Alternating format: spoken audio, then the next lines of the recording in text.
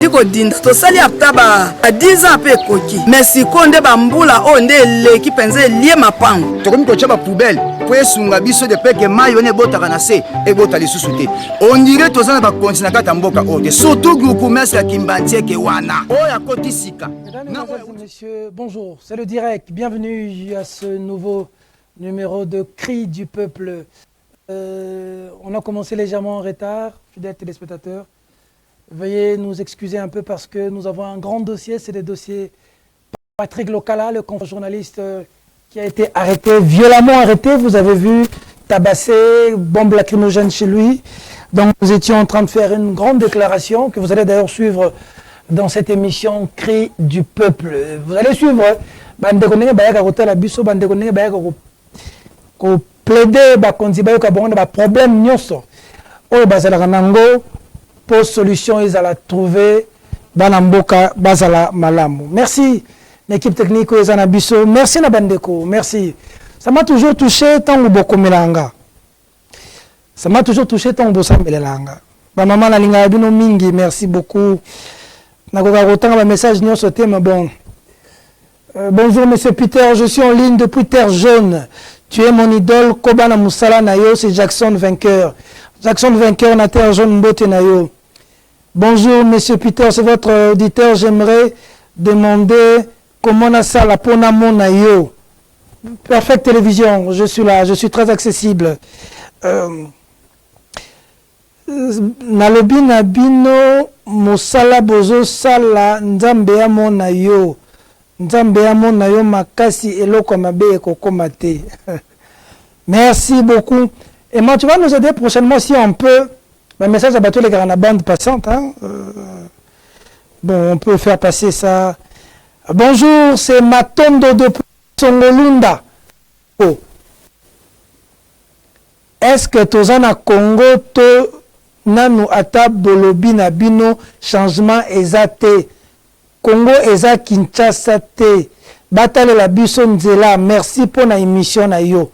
Nakasongolunda. Merci beaucoup. Bonsoir Papa Peter, vous allez bien? Vos émissions aident vraiment. J'ai juste besoin de venir assister pour acquérir encore la connaissance. Venez. Venez, je suis très accessible.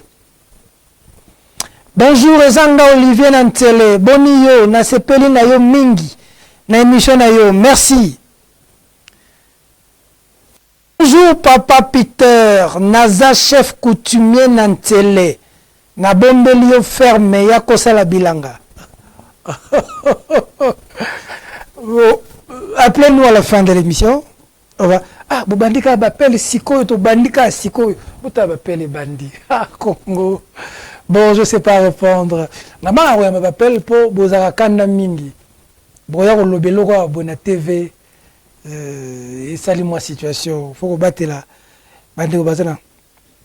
Allez. Papa, vraiment le bélia peuple congolais. Papa nengo zolo baboyo, babotoli biso. Mon beaucoup ça ba message.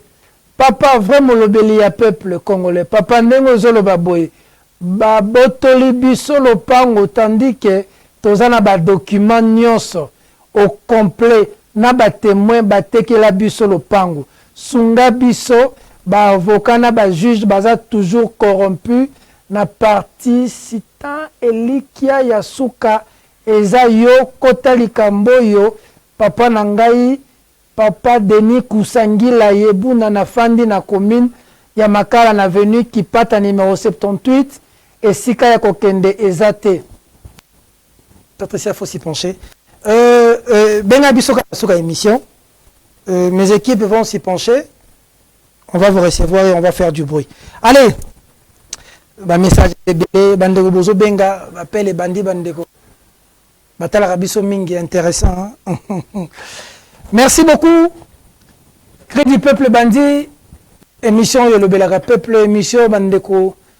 Bayaka koloba lelo to kolobela bakanga ba journaliste to kolobela ba famille bakanga bandeko na bango bakanga bana na bango isambe ke ba 6 mois yango ba muso baza soki na kan chat ba muso baza soki wapi na ner suite ezo ebana te bayaka kolela na TV mokonzi mboka yoka to kolobela dossier Fomine nini ezoleka na famine kuna tokolobela dossier pe ya journaliste confrère na biso Yves Bouya aza journaliste folobela dossier journaliste akota na dossier actualité tolobela na famine kuna babengi nga bandeko on atra lelo lobaki bopema nanu toyeba ndenge tosala bandeko bandi bakamba mpox soki mpox wana ba vaccin wana onga na za d'accord te na wiki bozofutama déjà te bozofutama ça fait soki combien de mois bandi bakamba mpox wana bazofutama te mboka onka bo bala mboka mbote boza malamu mama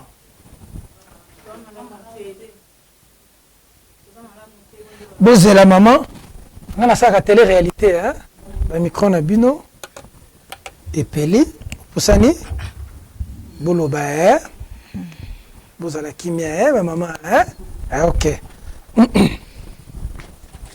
mama kombo na nani Marlène Munga. Marlène Munga. Oui. Likambo nini ndeti mto zali boso micro banda koloba. Likambo nini memi bino et pas na biso na Perfect Télévision. Likambo memi biso eza précisément liwa il y a ex-garde du corps, il y a président monsieur son excellence monsieur Félix Antoine Tshisekedi Auti Kokufa. Un certain Joseph Mwabilai akufaki. Liwa na ye nde créé fléau moko o memi biso a. Fleur en nini.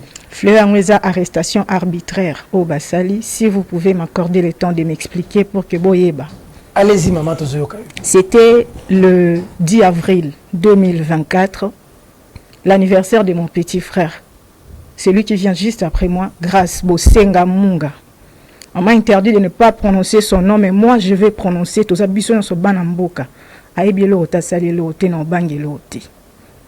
Grâce Bosenga Munga. Aza l'un des détenus, non, l'un peut bakangi une affaire de plus de vingtaine de jeunes Mobali. Grâce Bosenga Munga, Aza Siko na TD, na prison na Kanchachi. Na Kanchachi, oh chef Azali, le major Alidor Lumbu, ye mutaza chef na kati. Kuna babena prononcé kombote maintenant ko prononcer na za mwana mboka na mabele nanga. Yani loko ebangi sangati. À moins que na manqué muto respect na za na sima mibeko. Na manqué muto respecter. Akomi kuna ndenge. Le 10 avril, c'était son anniversaire. Avant d'inaye, na coin moko na bondal na bloc, azo mela moi vers naye. Quand ndenge zalaka ba ami, joyeux anniversaire ba bengiye. Son ami Nestor Lutumba a bengiye, ah master joyeux anniversaire, tu es où à EBC place Nazali? Les cas to partager à ta moiji, nazo ya to partager à ta moiji. Tant que Nestor Lutumba il n'était pas venu seul. Il était venu accompagné de Joseph Mwabilai. Joseph Mwabilai aza ami d'enfance. Vous rendez là, ami d'enfance, il y a Nestor Lutumba, alors que Joseph Mwabilai a zappé collègue, ancien collègue de classe, il y a qui n'ont pas si ça n'est pas Mboukou. Si les gens qui vont douter peuvent aller vérifier. Bah tangana na Mboukou collège Mboukou et ça des bonhommes. Na matete. Aye wana ba se présenter à ba vandi, ba partager moi bien quand on est entre amis. Au moment de départ, ils ont voulu entrer à Bazwa taxi, Joseph Mwabilai a dit non pour éviter les embouteillages. Moi j'ai beaucoup de choses à faire demain. Je préfère prendre une moto. Joseph Mwabilai inde garde du corps ya président. Aza garde du corps ya mokondi mais azaki na ba mi akola na bango ba proche na ba plus proche. C'est exactement pas Mati à Obouak Sabango. Ils étaient ces jours-là ensemble. Nde ba yeko zonga nzela moko ina Nestor Lutumba. Nestor akiti na epe na de bonhomme et sika futelaka. Joseph Mwabilai a continué vers quartier 1. Tango ba komi chacun chez lui, ba bengani. Est-ce que komi ba salani ba sini oui to komi esili. To la muka na tongo ya le 11 avril. Ba statue e inda to mone bembe ya Joseph Mwabilai na prince na quartier 1 et inda ki na TikTok tout le monde a vu. Joseph Mwabilai a kufi ndengeni. Na komeli leki na ngai ya ezani nabi ya male na okokate. Tozaina master nanga lobby. To kabwani bien master komi pe pa na ye to bengani biso nyonso oui master komi. To la muki na tongo e bemba. Leki nanga kokoloba te c'est la toute première fois de ma vie na mona leki nanga leli mutu. C'est quelqu'un qu'il considérait. Tina ba Nestor Lutumba la statue na bango nyonso komi noir. Ce sont des gars vraiment bien la main. Première fois na mona bango balela. Qu'est-ce qui s'est passé? Bango nyonso ba ya. Tina famille à Joseph Mwabilai. Maman Joseph Mwabilai, le matin là même, il y a 11 avril, maman, qu'est-ce qui s'est passé? Maman a asala audio. Audio est tambolaka na TikTok, mais au moment où je vous parle, audio il disparaîtra. Na compte la publier kango ezali souté mais biso tant maman na sali audio ezaki ka nzambe to enregistrer ka audio wana. C'est beaucoup de audio wana boyo kango. Ensuite, plus tard. Oui. Ensuite, tant maman na sali audio a expliqué clairement ndenge situation le kana ki na nuit. Pour ma cambouane salama na nuit pour biso to mone bembe na tongo. A expliqué clairement ndenge mwana na ye azongaki. Ndenge ba bengaki na ba collègue de service. Pour muto ayebisi maman wana bongeza mwasi na ye moko. A témoigner par maman bokilo na ye. Ndenge ba bengaki mobali na ba collègue de service pour ba bima ya pekisaki mobali na tu as passé une mauvaise journée au travail hier. En tout cas, tu as eu de désaccords avec tes collègues et ça la bientôt bimana ero bima lobi mobali aboya ki abimaki. O elekaki na kati ya buto wana ngana oto ebiti. Il a été sauvagement assassiné. Je ne suis pas là pour accuser quelqu'un. Mais tout le monde a été à Joseph na Prince. Il a été sauvagement assassiné cette nuit-là. Et là, on y a qui appelle, il y a un collègue de service. Sa mère l'avait témoigné. Après l'Iwawana, ils sont descendus à son fil. Il y a même des vidéos dans le téléphone. Ils ont fait une arrestation arbitraire. C'était des JR et des agents de l'ANER. Basali, arrestation arbitraire. Atara la mona kabina bengana na Joseph jour wana ki atindela ke ba crédit bakanga. Ata mutu moko kaka jour wana zalaka na journal d'appel na e bakanga. Ba mema batu bisika oto e bate. To landeli nde to e ko retrouver que ba tchaki bango na prison ya TD à Kanchachi. Papa 2 mois après. Ensuite to ke tiki la bana tabilo kwa pamba balinga ate. To mema ba avocat ba boya ba benga na ba avocat boya ba tindika bango bolongwa bosaba nani. Papa ta mutu abomi. Je ne suis pas en train de me condamner avec mes mots, mais je donne un exemple typique. Ta mutu abomi dans un pays organisé, il a quand même droit à un avocat.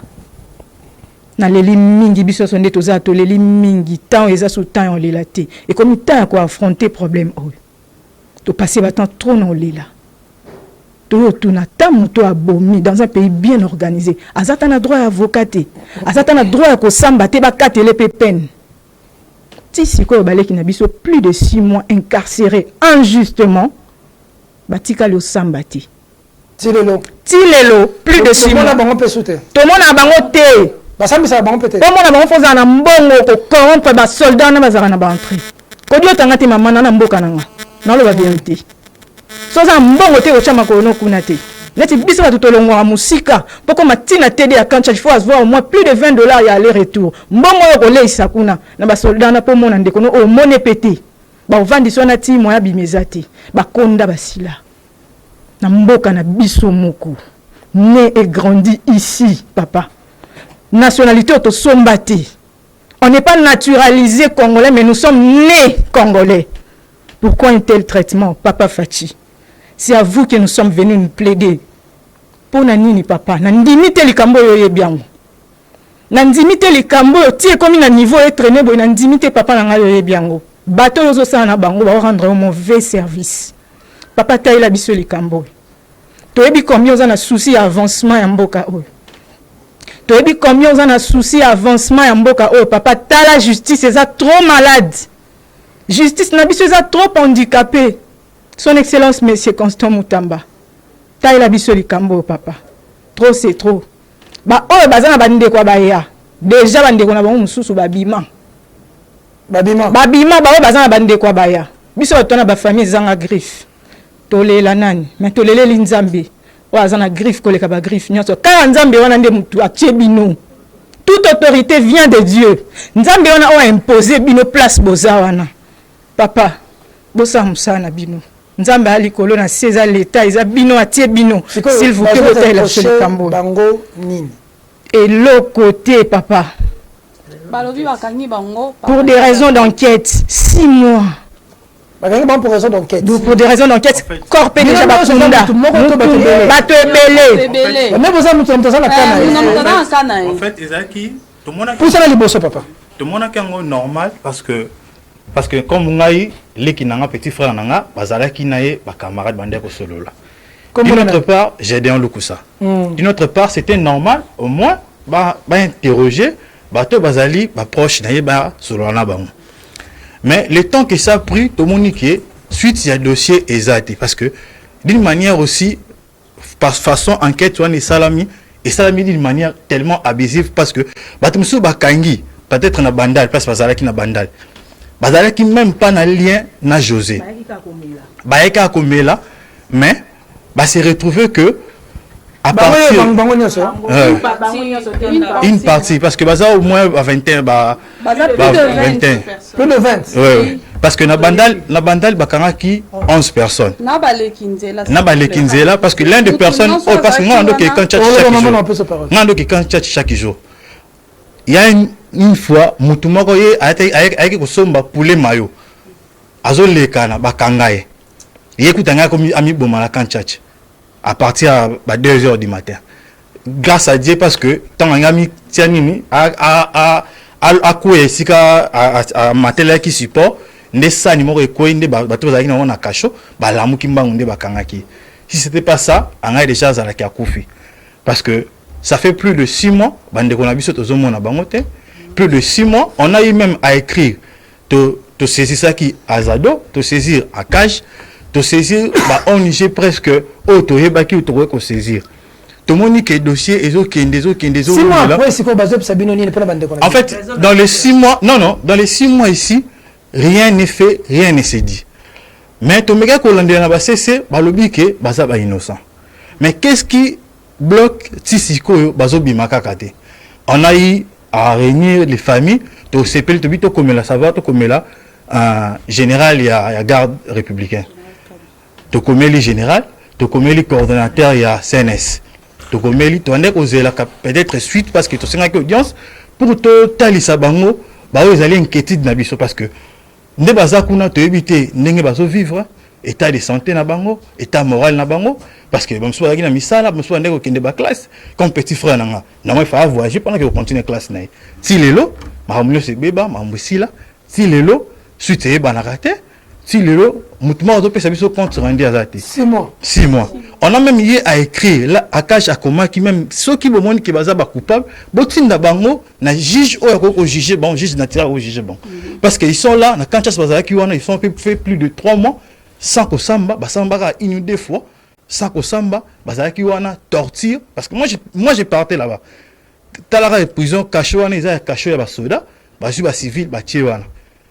À chaque fois on est ko beta bango à chaque fois parce que torturer bon wana ba prisonnier baza na kati kuna ba cache o baza ba soda kuna na kati kuna so ba meli ba biloko na ba langwe ba beti bango rapport on est ko zon parce que tu on est ko luka ko landela na se et pourtant ba monique que baza ba innocent nde ça la ki ba lobi été bazo tinda bango na ANR pour simplement des vérifications bako rumelate parce que ANR a voulu vérifier makambu oyo rapport oyo yetede ba OPJ par rapport on est ba tanda ki bon par rapport to kasa ki ça normal to wi ki ba rumelate plus de 2 mois en 3 mois en tozo mon évolution tozo ebate qu'est-ce qu'il faut faire parce que to meki ko tambola to tamboli tozo mon ensuite on est parti même voir monsieur Eliezer pour total isaye problème na biso abisaki biso to zela a rolobelango mais tout monde qui a lobelaki angote biso to ye awa étant que ba peuple congolais to ye ko senga chef de l'état ye wazali garant et bon fonctionnement ya mboka na biso garant et ba institution na biso atali la biso problème parce que ezo salama eza violation même il y a droit de l'homme ça fait plus de 6 mois batu bazali na ba caché oyo soi-disant c'est moi bokangi muta mona ka famille te avocat te juge ouais même avocat même biso ba famille c'est eza tous tout monde qui bangote même biso famille 3 mois ba lekay na kancha chikuna mais qu'est-ce que vous dites que bazaka comme vie c'est ça aussi les problèmes c'est ça aussi les problèmes yango maman nous sommes dans le lobel kambo yango yango toye awa tokutana to solo la totalisa o ezali inquiétude na biso famille parce que bazali wana bazali ba père de famille bamsu bazali ba travailleur bamsu ba mère de famille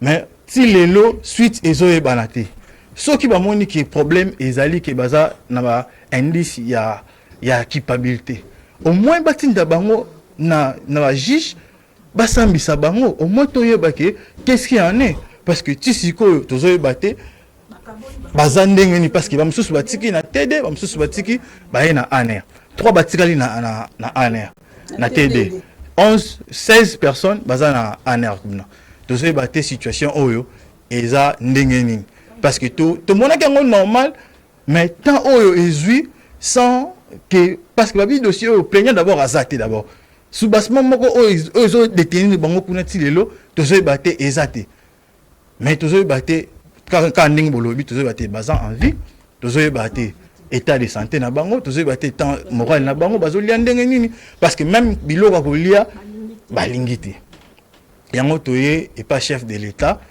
ye mutu oyo aprometaki biso na 2018 que akokanga bakasho nyonso oyo ezali clandestin ye mutu aprometaki biso que akoveille que ba droit de l'homme ya bato nyonso na comme congolais ezala rassuré mais oyo tozomona ezali susu droit de l'homme te mais eza violation même ya droit de l'homme eza même crime oyo bazosala que contre momo ya bato parce que eza ba vie ya bato nde eza en jeu eza ba vie ya bato nde eza dangereux ezokende soki na bandemo boye toko koqualifie yango susu te parce que tozoyeba te bakufi baza na bomoi état de santé na bango eza ndenge nini. Très bien. Maman Sandika Baksa. Oui, papa. Je me présente, Nganaza, grande sœur, il y a Nestor Lutumba. Ok. Ami, il y a garde du corps. Il y a garde du corps José Mbemba. Ngai bakangi leki nanga bakangi nandako. Tangu likambo salami, vi ke na ebike baza penza ba ami. Na benga kie, na tunyo zandeni. Ya yambi téléphone te, petit frère moussous mutayambaki. Ayebisinga aza bien te. Aolela makasi na ise. Bozela na place buza na zoya. No to uta morgue to kuta kasi na ndako. Nde na ke na ndako. Na lisolo nde na yoki lisolo azobeta nga lobi tozala ki ne lobi nga bozala ki ne lobi. Ese lokwa bozala ki ne lobi. Il faut nga na bengela o déjà avocat po mboka na biso makamba justice ya baliwa bo ndenge kendelaka ekendaka bien te.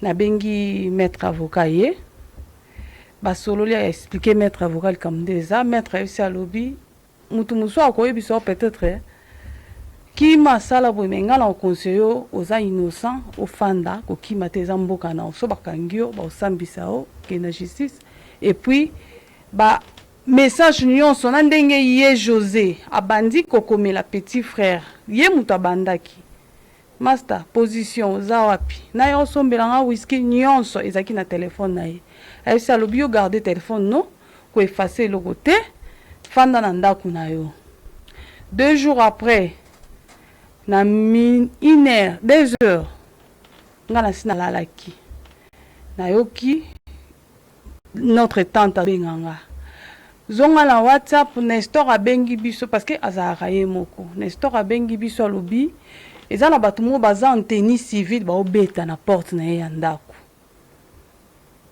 nde na zongi na WhatsApp na moni patikeli nga message ya mifi bato baza na porte na nga na yebi bango te bazobeta porte bazobanga na fongola baye na masolo to solola non ko fongola te après tanga moni ke ba police baye ko ya na ba policier nde afongoli bakangi mbala moko bakenda na ti lelo suite ezalaka te biso kutu lokwa tokendaka na avocat parce que basengaki téléphone ntango basengi téléphone na ye je me suis dit non nakopesa téléphone comme ça kaka napesi te quand même eza na bapreuve na kati nakomeli maître avocat parce que bango mpo basenga téléphone basengaki yango na basalaki nga je moko boye nakomi obima babengi nga madame Zela toketi kotina ndako je me suis dit baketi nga tina ndako na place wa musiko na peut-être baoke kote wana bamatia mutu ko tozokende tokezwa téléphone ngabi nayebi kote téléphone eza te ye moko aloba esika téléphone eza nde bake basololi na ye ya expliqué esika téléphone eza tokei tobimi na nzela babengi bango baesi bango babi bokoma na ndako na bango te bobenga bango baye na téléphone na nzela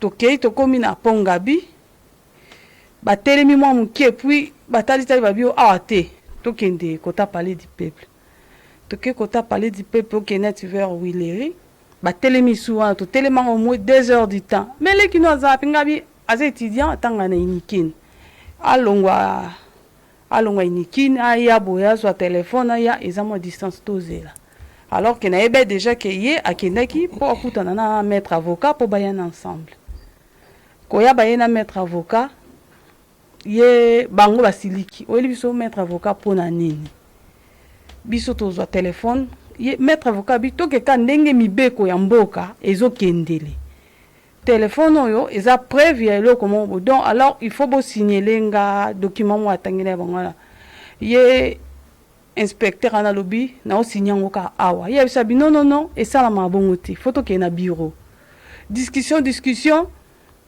ay c'est to kende pas t'aider na biso azana na ezaki sous kanchati te komi kaza na stade de martyr to kei débat bon avocat pas aki makasi alandela ka mibe komboka ndenge ezali apesa bon téléphone te ba bengisi biso susu na kanchati to komi na kanchati problème ezali kaka bango baboyi kozu donc po bazwa balingi bazwa téléphone sans que basa la lettre ya reconnaissance ya ke bazwi eloko boye na raison enquête ya boye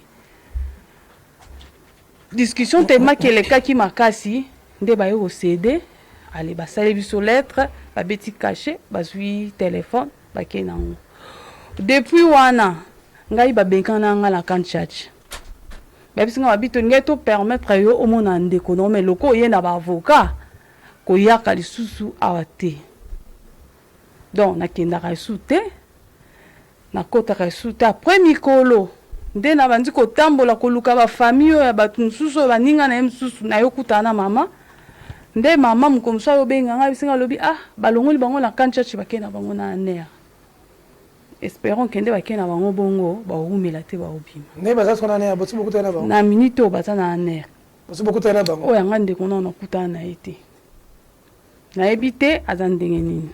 D'accord. Oui, merci pour la parole. Nga nazo loba na kombo ya grand sœur nanga Patricia Aziseya.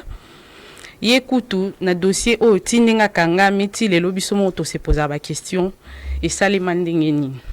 Déjà de 1, ndeko nanga ayebi garçon o te ni de loin ni de près.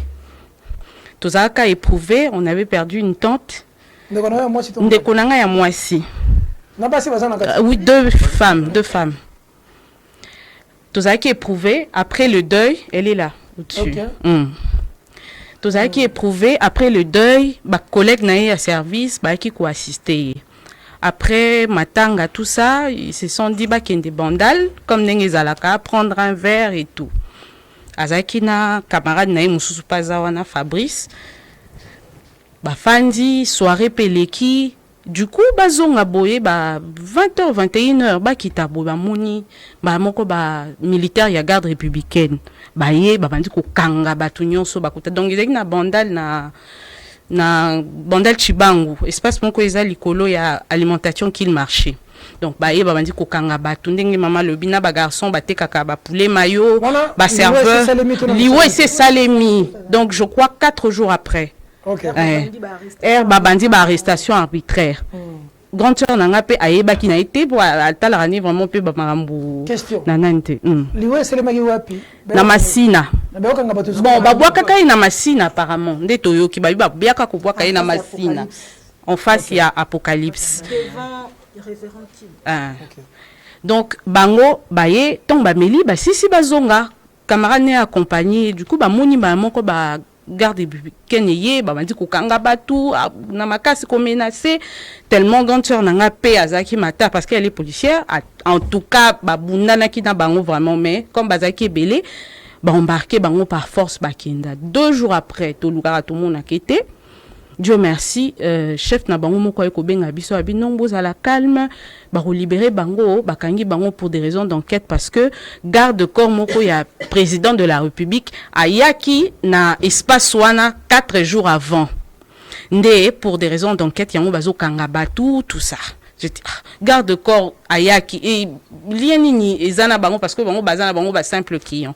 Et si il babandaki na banquette, il fallait d'abord commencer à kokanga espace wana ou soit ou interpeller responsable espace wana au lieu d'arrêter des clients parce qu'on a arrêté, j'apprends qu'on a arrêté aussi ba serveur, ba vigile, il y a espace wana ba client parce que ma sœur et puis une autre dame yepa yakina copain naie je pense ayakina copain naie na camarade ya copain naie kaka ndenge tokendaka ba ye ale bakangi bango nyonso ndenge kaka maman mi fi alobi balingi ba avocat déjà ezaki compliqué pour nous kokota oh bazawa te koyabe bazawa te ti après des mois et des mois nde ba ekondima deux fois to comment kokende kota la une fois ou deux fois par semaine tout ça mais c'était toujours compliqué. Mon père a essayé de parler avec l'OPJ. OPJ a le non, le dossier est vide. Bango koute baza baebe lo côté. Bako libérer bango. Tozo zelaka signature. Il y a ce qui major oh bazo loba major loum. Tozo zela signature naé comme ça. Bako libérer bango. Bazo libérer kakate. Moi personnellement j'ai contacté les acteurs de droits de l'homme, Azado, Bakomi, tout ça. Rien du tout. Naké na CNDH. Naké na BCNUDH, CNDH coûte pas promet, on va faire une descente, tokoya wana sur place pour nous s'enquérir. Bayate, mais toki pas pété. Après 3 mois et quelques jours, parce que on nous avait appris que le général Kabi, le général de la garde républicaine, après avoir entendu que kuna na kanchat ba arrestation arbitraire et comment que belé bato ba tondi na kashowana ayaki a pona s'enquérir abimisi bato mususu. Non, j'ai été saisi de votre dossier, n'a accordé 72 heures, n'a batanga au soki ba moni lo côté ba libéré bino. Mais nous avons été surpris, il y a quoi apprendre après une semaine boyé, batinda bango na aner actuellement, bazana aner oiza en face il y a primature.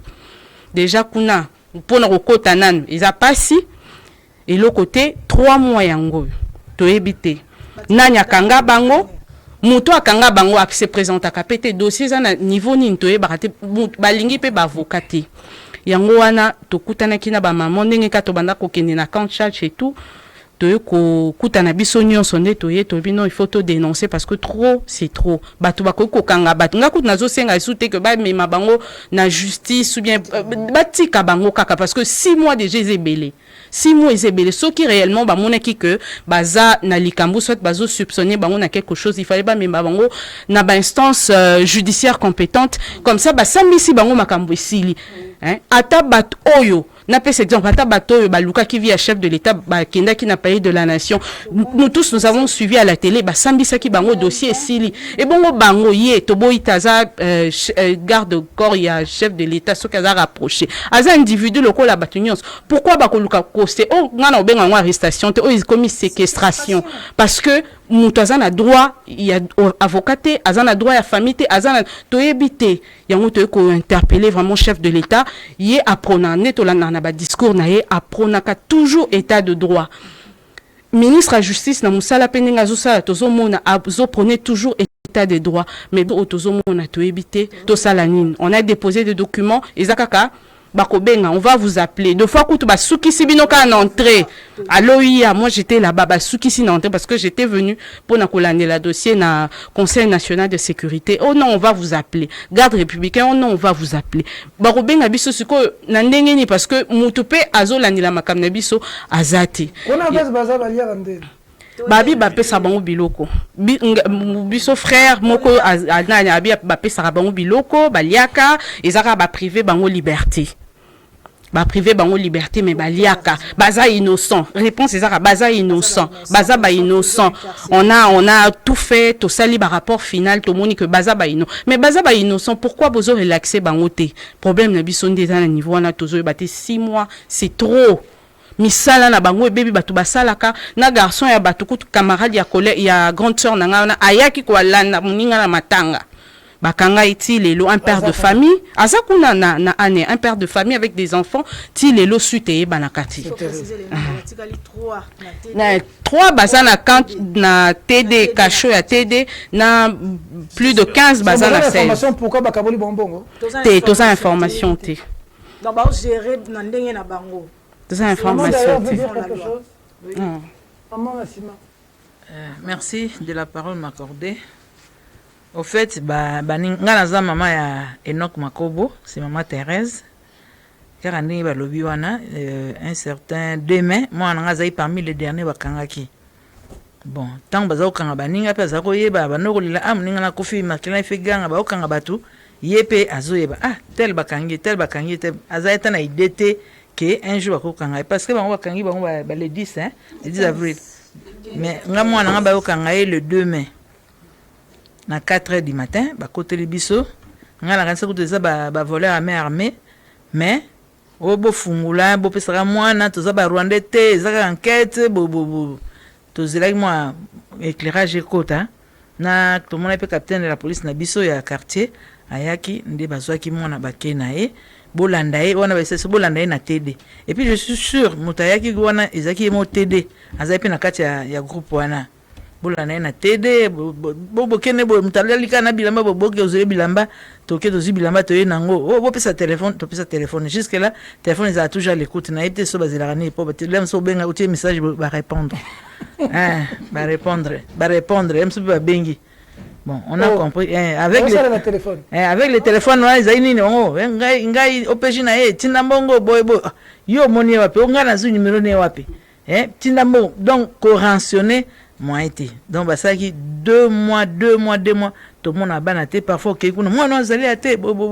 on a akufa ou bien nini après ndé maman lobby na yo kina sa violence entourage on a tombo kaka ndé capitaine moi ils sont moi non allé à mais ba pesa na accès ba mon bango té bo lire ndeni ba lire à l'action ta bato ba lambela bango je mususu na yo kende susu ndé ba misana moi na pendant 5 minutes moi na konda moi na kuma pembe so moderne. Bon, j'ai failli plaire, mais ça, au décourager sur moi, je l'ai encouragé. Ok. Après, n'importe à Bokende, moi, bilo au tiki, mais au monde a été. Au Pessambo, ils avaient bon dans mon carré, je suis sûr. Après, tu es au Yokao, Bakei na Aner. Pour en trois de temps, moi, tu es un auditorat, il y a souvent comme na Aner, ils apportent à sortie. Bamsous, Bortina, Banso, na parquet, Bamsous, Bortina, na Ndolo. Bamsou na makala bamsou babimisa bango donc motema ekita lokwa bakomi na aner tobi bon Dieu soit loué balimba bima po chaque fois so bokeyi pe kuna bomona bango te babe baza ba innocent nde baolo baka baza ba innocent basali eloko te raison d'enquête nde babai raison d'enquête enquête pe sili parfois ba eloko eza mwana ndako mutasali yango mwana ndako sadi bango basoda mais bana biso bakanga bango basi bakunda pe moweyi bandakala raison d'enquête en tobi enquête en so sila ndeni so bakangi bango ba coupable ba juger bango comme ça atoye ba mwana nga bomaki mwana nga saki boye a mériter punition na ye mais bana ba vandika boye misana bango ekufi to mona bango te eloko mongo te vraiment to regretter makasi nde chef de l'état lobaki a aussi prime ba kasha ba aner wana nyoso mais to moni ke ezana ngo kaka bana kasha ezakaka bon bango mo pe kuna ba dinoreille ba lobi non nde ba ya baza ba innocent TD asimbisi biso bango ko simbisa TD asimbisi biso bango ko simbisa tozira apesa biso ordre boko lu TD bo simbisa on te biso to so libérer bango to tika bango na aner libéré to yeba te qui dit vrai qui dit faux donc 3 mois yango lisusu basali lisusu na aner kuna alors que babi ki ko ba na aner ils voient de sortie bon peut-être baba en chef de l'état imo po balbi yenda tindaki ba kanga bato wana to yoki kaka lokola ye atindaki ba kanga bato asa la justice a libéré bana so ba incarcéré o ba pimi en liberté bana ba salaka bana bazan ba occupation o belé ba kon ba briti ba salaka loko moté ba vandra kuna to yebite so ba salaka ni la samsa bangote bana ba vandaka ba libéré bis bana biso so biso toza ko bato baza des voix sans voix donc toye pa na bino po vona biso pe ebima bolobela biso po biso to komina suka 6 mois yango to tamboli neti nga na za veuve na boko la bana nga moko mais siko bana ngo po basunga bana ngo komisa ba cacher alors que moi na naebi attends pese moi nga ebi ko bomate j'exagère un peu akoboma pese mais pour dire que makambo na to so boti bana oyeba ke moi nga sara bo moi nga sara moi sara en tout cas na melimbo ndo pona moi nga na yebi ke moi nga eloko na sala kite aza innocent alors innocence na bango ya bana biso bakangi wana babimisa bango bazo retenir bango tisiko pona nini tozo ebate vraiment justice et salama so justice pena solo izali papa Constant atele biso mpe likambo président ye moko apesa ordre mpo bazala bako président voyager président sali boye mais président il est là même ça va voyager mais il est toujours là akosala nini merci beaucoup papa na bakisa likambo mpo oyo auti koloba awa aza mwana nga ngai naza mama ngai mama ani mwana ngai komona ye Gédéon lukusa oyo yaya na ye ngai na bakisaka likambo mpo mama basi balobi naye na bakisaka likambo oyo 6 mois yango 3 mois na TD 3 mois na ANR naye kosenga pas président aza mpe moboti lokola biso atikela biso bana mwana nga abomaka te mwana nga ayibaka te mwana nga nano asamba te ata kosamba ya pamba nano asamba te mais tomoni kaka likambo moko navandaka boye nazobituna oyo utelinga wapi mpo oyo kokotela na kati ya ndako eza mabe mpo soki ozosola na motu so osoli na motu soki motu wana babomi baye kokanga yo balobaki na biso ke eza enquête tondimaki ke bake kosala enquête mais 6 mois papa ata enquête yango ya ndenge nini yango naye kosenga pas chef de l'état aza moboti neti biso amitia pe place na biso 6 mois yango oyo tozaka so alaise te toza bato moko neti toza na problème moko boye omonaka mwana te moye olia eza te papa moye osala likambo eza te toza bloqué yango naye kosenga pas chef de l'état atikela biso bana biso baza bainonsa bana biso babomaka te soki tonandi na vide nini audio ya mama ya mwei alobaki makambo nyonso ezaki polele papa batia audio bato bayoka audio wana ebunga mais bayebi bango moko bayebi vérité mama mwana alobaki vérité batikela biso bana ma papa 6 mois yango oyo 6 mois bayokela biso mawa toza baboti toza alaise te oza neti motu moko operde likambo moko boye moye osala likambo eza te oza bloqué yango naye kosenga pas chef de l'état ayokela biso mawa atikela biso bana na biso nde eloko naye kosenga yango wana mpo basali eloko te baza bainocent nde eloko naye kosenga yango wana nazalaki papa bayaki na ba 3 heures ezaki le butu ya le 14 na ntongo ya le 15 nde bayaka na ba 3 heures tozaka na mbona lupangu mbo aleli makasi naye kosutuka na pongi na ba 4 heures nde ntango nasutuki naye kotelema nafungoli porte nakati nazaka balocataire likolo nakati kubia locataire moko abosaki koyebisangaki alali kubia na matanga il fallait totia kalete po soki aye nafungula naye afungula natuni nani oyo biso baagent ya ordre toyao ngabi oyo nakofungula te bozela tongo nakoti natuni bana ngai likambo nini oyo tosali likambo te nde naye kozoya esprit ngabi eye kozala makambo ya Joseph te totuni bato moko baza en face na biso baza na étage bopesa biso numéro ya bato moko ya nini susate ya mbata tobenga bango bato moko bazotokele biso porte baye mama boza entouré baza ebele nde ntango tokeye nakeye na lamusi papa aye kofungula porte ayebisi atungi bango boye kosala nini boye koluka nini bapesa ye mokanda bayebi soki obimisi mwana awa obimisi Gédéon nde koyeba eloko nini toye kosala papa telema bazaki ebele naboyaki bakota na ndako nga moko nakoti na ndako nazwi mwana nga na ye Gédéon ye oyo kobima kaka na bimi na mwana batokie mwana babandi okende na mwana ngabi bokende na mwana wapi batili biso minduki boye babi bozonga ngabi na kozonga te bobonga mpo na mwana nga toke tina prince po biso toza na njili toke tina prince tokuti mituka misato batie mwana bakotisi mwana kuna na kati bakie na mwana nde moko ayokobisa papa ke tokeye na kanchache nde ale toye kolanda wana bokomona mwana te nakomona ngai oyo ozomona ngai oyo nasali 3 mois papa jilendi o dimanche nakendaka kanchache namonaka mwana nga te na ndenge balongoli bango na kanchache bakenda bango nga nazalaki natemi na musika mutuka di nini yase ye ekotisi bana bakei oyo bakei ANR yango nazosenga na président ayokela biso mawatika bana na biso babomaka te baza bainonsa atikela biso bana makambo ya bakenda kosamba nini bayebi eloko te atikela biso bana na biso 6 mois yango oyo nde eloko naye kosinga pa président yango wana ayokela biso mawa mpo na dossier oyo eza mwana mosusu batikali na TD mama na ye akufi akoka kosupporte te biso bamosusu oyo po bazolendisa biso na makambo ya nzambe bazolendisa biso yango wana mais mama akufi mwana azaka na kanchachi kuna papa yango toyei kosenga pa président ayokela biso mawa mpo balobiki déjà dossier ya président ayokela biso mawa atikela biso bana biso bayebi eloko te nde eloko naye kosenga yango wana papa nde eloko toyei kolela epa président ayokela biso mawa merci mingi maman nanga kaka nasala cri epa président président efayeba ke aza papa bana aza moboti ndenge mama alobi soki osimi mwana motu osimbi motema ya Aujourd'hui, motu on est né bazate. osimbi mwana motu osimbi motema ya motu. Vous faites comment de vivre 6 mois sans mosapi ka eza simbaka te pongi elalaka tolala so pongi te ofungwami mbwa kutu soko osimbi mwana na ye ifa landa so kutu so osimbi mwana na ye ifa landa bongo biso bana biso asimbi bana biso 6 mois tosengi bajuge bango so bakojuge bamoniki basala likambo bajuge bango toyebake mwana nanga asalaki mabe akei boloko mwana nanga asalaki mabe boboye komisa tovanda kimia mais bajuge bango te bavanda kaka boye raison d'enquête na côté mosusu balo baza innocent mais s'ils sont innocents libérer bango vraiment président attend dossier parce que babi eza dossier chaque fois so tuna eza dossier à présidence moi to simba ngo ya te président yemo mtakosala mutu ne sabang eza ke na général ke na colonel non c'est le président to yeko lele pa na yo vraiment au s'incliner na dossier na otala na mso ndé nini oko libérer bana biso so baza ba condamnable au condamner bango so baza ba condamnable te au libérer bango. Merci. Beaucoup de courage, c'est dur, c'est énormément dur. Mais de toute façon, service, nous, c'est là.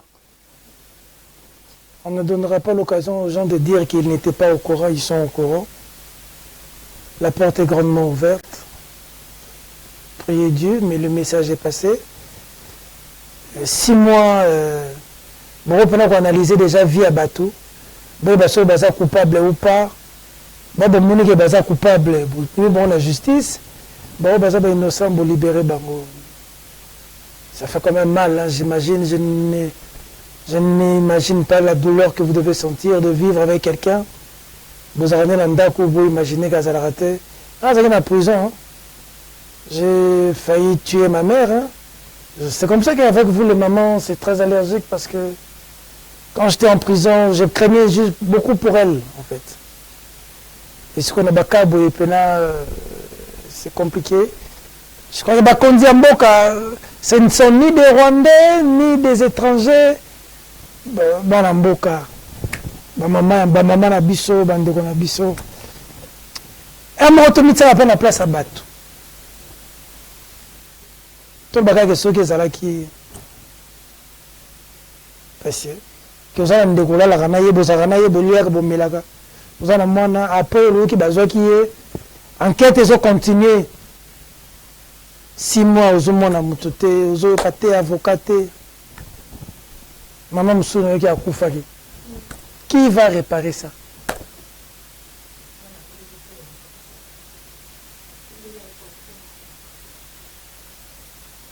Wow. Bande on a vu sur la TV Bakondi. Tout ça, Congolais. On a vu son aner. Tout ça, Congolais. Il y a un étranger. On a traité un Congolais un étranger. On a compris que il y a trop de pleurs dans ce pays. Les gens pleurent beaucoup même pour un rien. Bokangi batou. Bon analyser ba appel, bo sali boye. Bo mimi bon pas juge. Boye qui va coupable, va innocent. Parce que bon simplicité, bon condamner, bon condamner. Bon libérer, bon libérer. Au moins batou ba yebi sort. Qu'est-ce qu'il y a de si compliqué? Merci beaucoup à vous. On garde contact. La porte est grandement ouverte, maman. Que Dieu soit avec vous. C'est dur, mais que Dieu soit avec vous. S'il n'y a pas de situation encore dans 2, 3 semaines, un mois, revenez. La porte est grandement ouverte. Revenez. Et chez nous ici, c'est sans condition. Ça nous permet que si ça arrive à une solution, ça nous apporte la joie de chacun de vous. Et nous, on sait que Dieu va nous bénir quand on fait des choses comme ça. Voilà, maman. Vous voulez dire quelque chose? Je suis passé, tout le monde est passé, a commencé par donner son identité et l'identité de son frère, son fils, qui est détenu là où il est, soit au camp TD, au camp Tchatchi ou à la NER. Ils vont peut-être essayer de faire subir encore un traitement de choc à nos frères. On a ça, manqué président de la République. Ou nous poursuivre. On a manqué président de la République. Jamais. Président de la République a le liberté d'expression est garantie. Et le président de la République a besoin de le baboué pour Yayoka.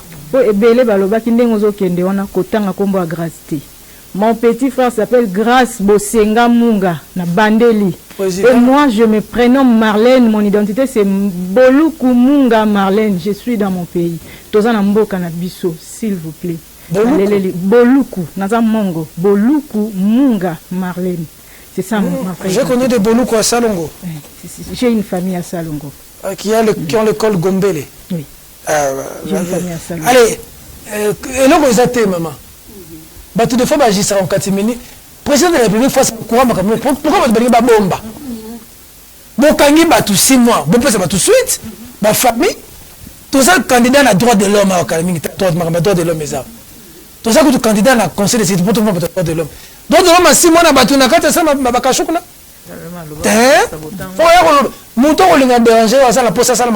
Tu sais, des fois, il y a des gens qui font des choses en catimini, ça impute au chef.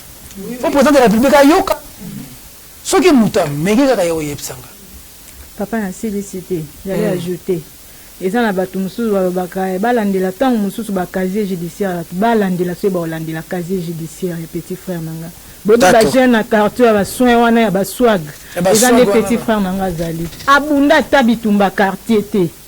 Merci beaucoup. Merci, le message est passé. S'il vous plaît. Merci. Que Dieu soit avec vous. Courage, maman. Les mamans, courage. On va prendre une transition, Emmanuel, et on va revenir. On prend la déclaration. On revient avec les amis du dossier presse et du dossier Fomine. Attendez, du dossier Fomine, où on va décortiquer de fond en comble ici. Audio est à Moutoumon dans le plateau. Il y a maman, bon, dengue, il y a mon les droits des réponses, ça risque de compliquer tout ce que vous dites. Le plus important pour nous, c'est votre message. Vous avez un média officiel. Hein? Le plus important, c'est votre message. Parce que tu peux mettre l'audio, audio, naya, bengi, biso. Et comme on dirait, problème, il y a bino, na mutu, audio. Et pour le bino, il y a problème, bino, il y a batuna, bino, bazar, au kangama. Il faut babima. On n'a pas besoin que Moutoumou ait le droit de réponse à wa, botanga qui est, na audio, naye, et ambouye makambo bino bouluka. Il faut être précis. Vous avez des gens qui sont arrêtés, ça fait 6 mois, et donc on a mis leurs photos. On doit nous dire, baza coupable ou pas. Ou baza coupable, bossambicier, ou baza innocent, bon libéré. C'est ça notre message au chef de l'État. On n'est pas venu ici pour indexer les gens, pour... Non, nous on est, et je suis d'avis avec vous. Et s'il n'y a pas de solution, je vous donne 3 semaines, 1 mois, revenez-moi. Revenez-moi, nous allons encore crier jusqu'à ce que nos frères et sœurs vont recouvrir la liberté. Okay. Que Dieu soit avec vous. Merci, que soit avec vous. Je vais vous libérer, merci beaucoup. Beaucoup de courage, beaucoup de courage, maman, beaucoup de courage. Courage, pour nous, courage, courage. D'accord. Merci, allez, transition. Déclaration des journalistes de Kinshasa sur la situation préoccupante du journaliste Patrick Lokala. Nous, journalistes de Kinshasa, informons l'opinion tant nationale qu'internationale que le journaliste Patrick Lokala a été arrêté lundi 7 octobre 2024 de manière brutale, inadmissible, associée aux actes de torture physique et morale. Objet de filature depuis plusieurs jours par les services de sécurité, le journaliste, chroniqueur politique, père de famille et responsable du média en ligne Télénews RDC s'est vu arrêté avec une brutalité injustifiée par des agents du parquet qui ont violenté son épouse, saccagé son domicile et jeté des bombes lacrymogènes devant sa femme et ses enfants. Au lieu de se limiter là, ces agents de services de sécurité, porteurs d'une mission bien établie par les bourreaux de la presse, ont filmé toutes les scènes dans l'unique objectif de plaire aux commanditaires de la dite arrestation. Avec la dernière énergie, les journalistes de Kinshasa reprouvent cette grave dérive et vilaine pratique qui porte atteinte à la démocratie et foule au pied la récente loi sur l'exercice de la liberté de la presse en République démocratique du Congo.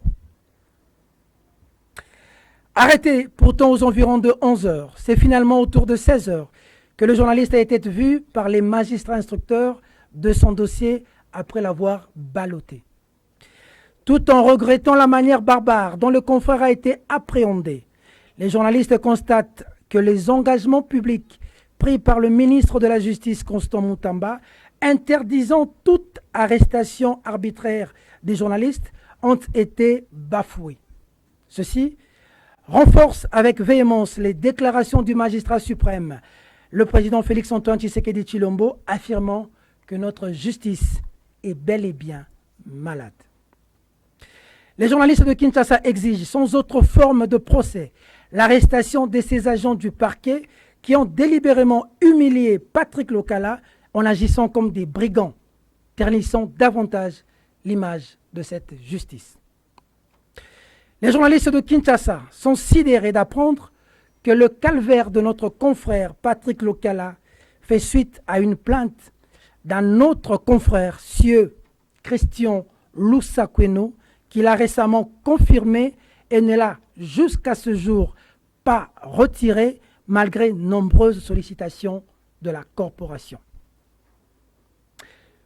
Comparaissant devant les magistrats sur la plainte de Sieur Lusakweno dans le dossier inscrit sous RMP 452-83, un acte visiblement gravissime au regard des us et coutumes de la profession, les journalistes de Kinshasa invitent l'UNPC à plus d'engagement, de détermination et des actions concrètes afin d'obtenir la libération immédiate de notre confrère Patrick Lokala.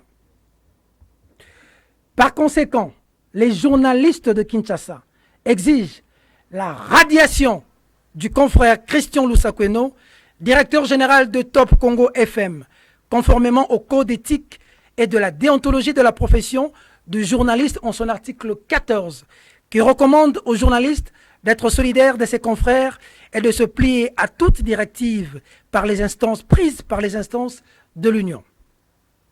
Cette disposition oblige aux journalistes de recourir aux instances de l'Union pour régler tout différend entre confrères plutôt que de saisir les juridictions de droit commun.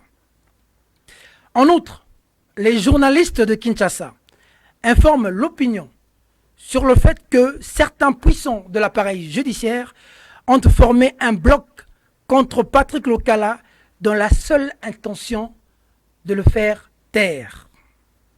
Rappelons que cette arrestation viole délibérément les articles 104 et 112 de l'ordonnance loi du 13 mars 2023 portant l'exercice de la liberté de la presse en République démocratique du Congo, dite loi Mouyaya.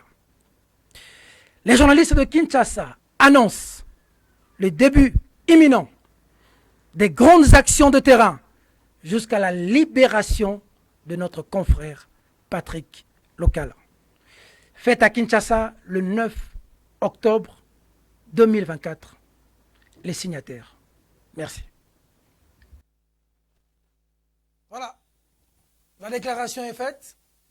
J'ai l'un des signataires sur ce plateau, journaliste connu, l'un des journalistes engagés dont on connaît la crédibilité, l'homme de CNews, l'homme de toilettage technique, plusieurs fois arrêté, combattu mais jamais abattu.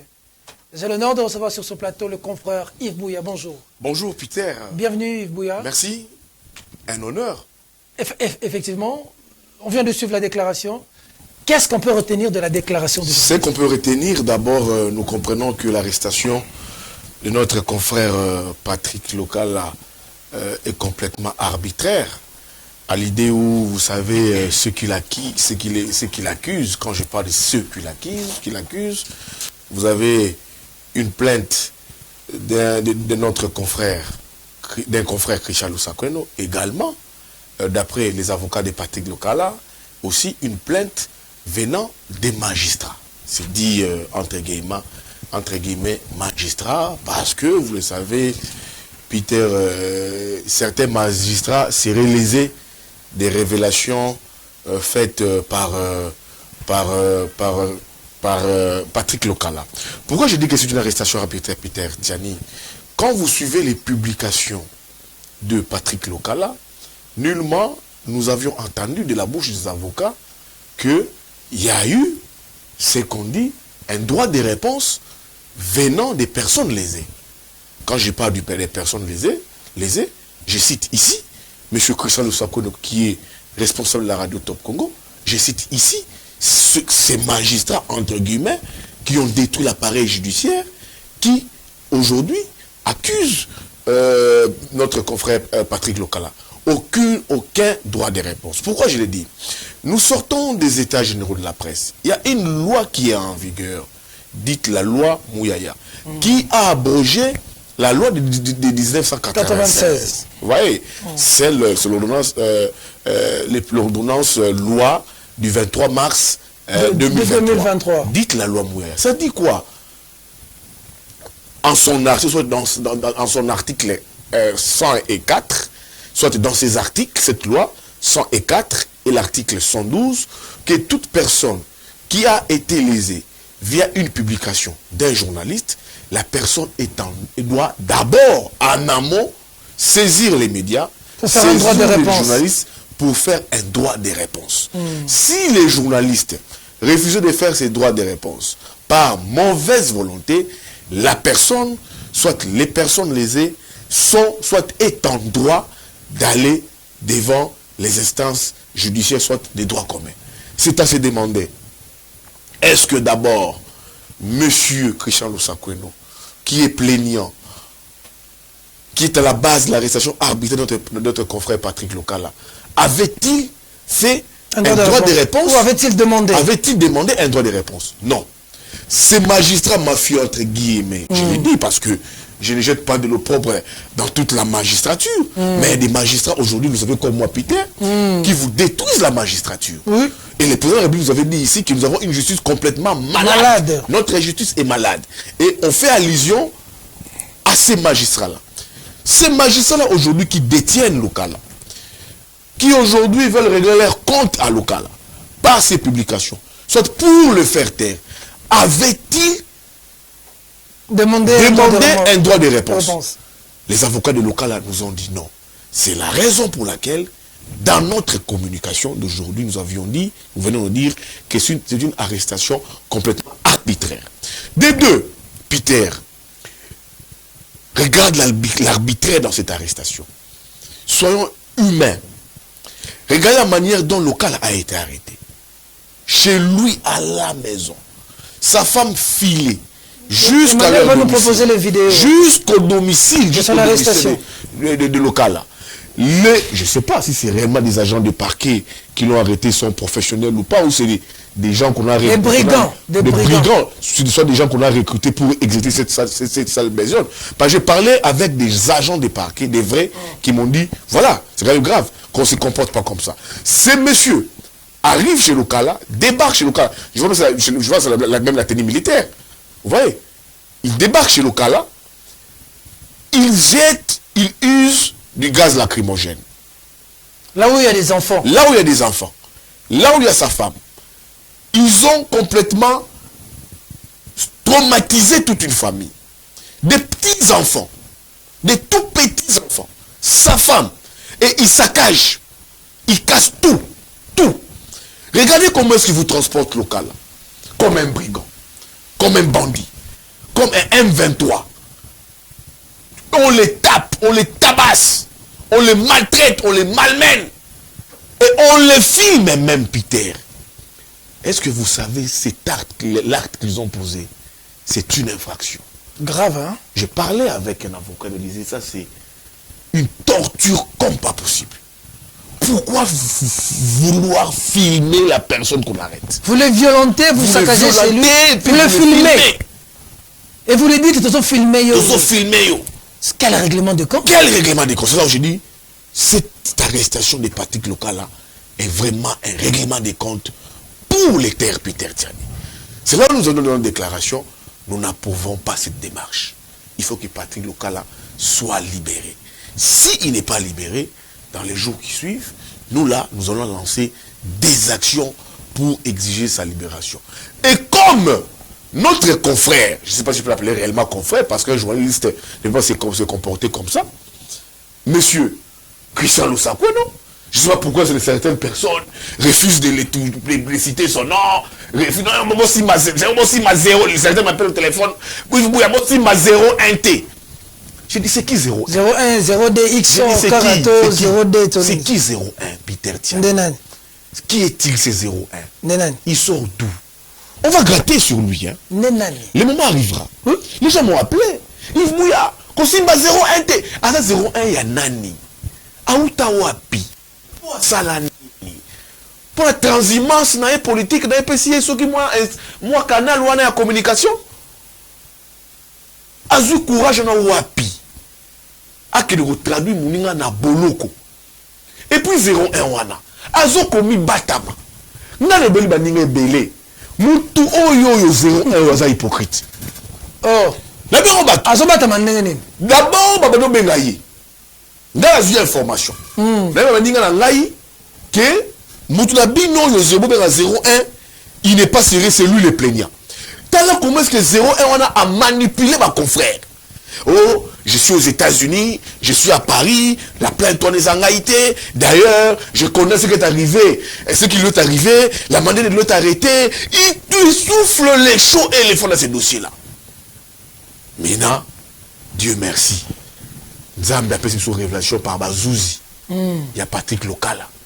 Baye Alobele Biso, Yves Mouya, Peter Tiani, Botala, Danouke Fula, Abengia, Walobi, Nani Patrick Kitoko, Talakutu. Dans le dossier Patrick Lokala, Azo Samba, sur 2 dossiers différents. 2 dossiers RMP. 2 dossiers RMP. Et chaque dossier n'a magistrat na yango. Premier dossier, majeur, Ezali Yandeko, Christian Lusakweno, 01. Numéro de dossier Zali. Tout le monde a la déclaration. Le Christian Lusakweno a bien 01. Yende a la dossier. Dossier liboso nde ya ye. Dossier avec le kangela local il y a 01. Bah 01, ne te pour 01, ne pas te pour. Il y a 01. Premier dossier 01 Christian Lusakweno, responsable il y a radio Top Promo à Kokamikaza, journaliste. Il y a un dossier principal. Dossier à magistrat. Et ont se greffé quand le dossier à 01 et à Christian Lusakweno. Et qu'on bakisa makaka. Il y a un biso to lobby. Tant que rien de Patrick local. To bengi batu, parce qu'on a 01. Zoa dossier na yo, même on a INPC. On a on dernier. Na la plaignate, on a kutu, la désactivaki, on a la limbisa ki bango. Na lo baninga azokosa. Azolo ba semboté, azolo ba vérité té. Yende plaignant. Parce que il y a un numéro RMP Azali plaignant Yende Azali Azoko retenir de Konabiso na Boloko. C'est là où le lobby na UNPC. Mibe Konabiso ba journaliste et Pekisa Biso que journaliste vous avez un problème na bino. Aucun ne reporter plainte na ba juridiction droit commun. Et Pekisa Obé Bongo. Souvent un problème. Bokende sur le plan disciplinaire. La corporation. UNPC. UNPC.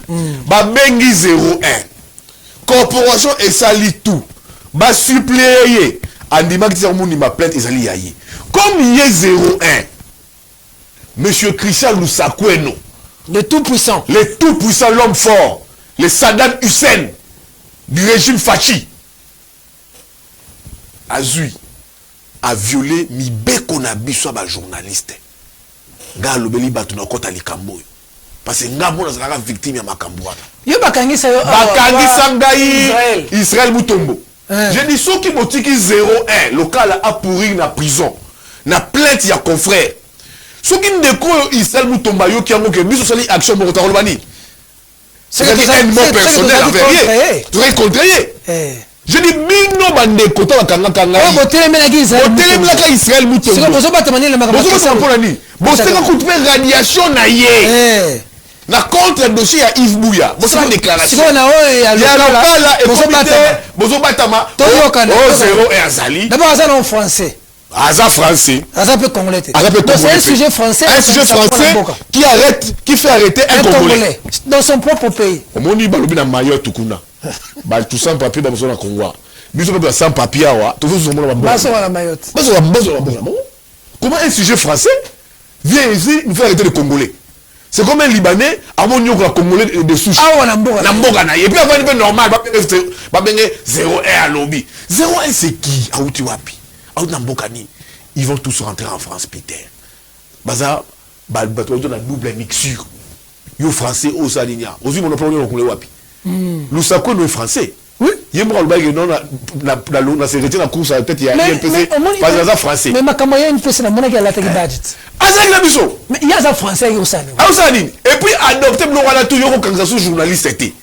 Mais adopter mon kuna adopter mon bakagisi. Njoka hier ça la place. Si quoi et puis il y a quelqu'un qui peut na niveau disciplinaire. Ba peki sakai. À quel niveau disciplinaire ba peki sakai. Il a même craché sur lui. Oui et simité à Kimi Malamoko ake au pénal. Dango to singi UNPC. Tolobeli naïf Bouya Peter Tsaniyo au boy ko ya congrès na peu sur raison. Oui. Mais ngai motema nanga malabu ya corporation ngai tena yaki tena pesa ko na koyate yo be koyate mais ngai na mara yo pour ma profession ba bobi ga lisusu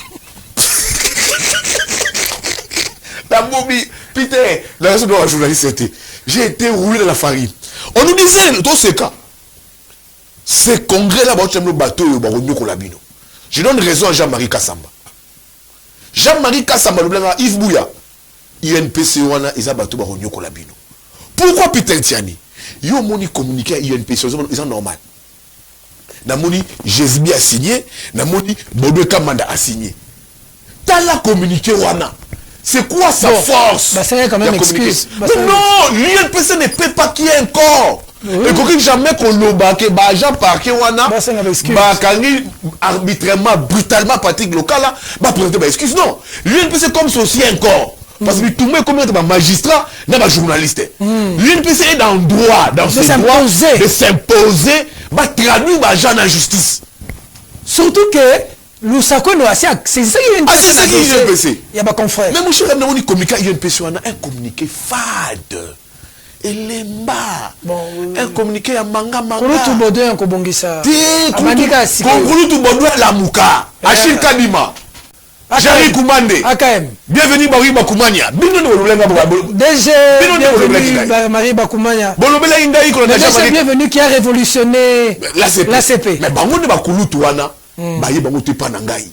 Ote Yves Bouya tika Jean-Marie Kassamba. Yo te kaina Jean-Marie Peter. Basali tout baye linga yawa. Viens Bodoué Kassamba, viens Bodoué Kamanda. On ne va rien lui projeter. Je lui ai dit. Première question. Bodoué Kamanda sera-t-il au chevet des journalistes les rares des fois qu'ils auront des problèmes? Tu sais, Jean-Marie Kassamba, le bateau, dans les cas comme ça, Jean-Marie serait déjà au parquet. Ah, dans le parquet. Yo moni Bodoué Kamanda.